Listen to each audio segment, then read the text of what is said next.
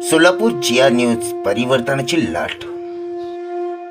Tuljapur road परिसरात लागलेल्या आगीमुळे शहरामध्ये धूर कायम। रस्त्यावर काळ्या व धुराचा साम्राज्य दिसून येत होता। महापालिकाच्या तुळजापूर रोड कचरा डेपोला लागलेली आग, या आगीमुळे सोलापुरातील काही भागामध्ये धूरच धूर दिसून येत होता। या धुरामुळे वायू प्रदूषणात भरही झाल्याचा दिसून येत होता।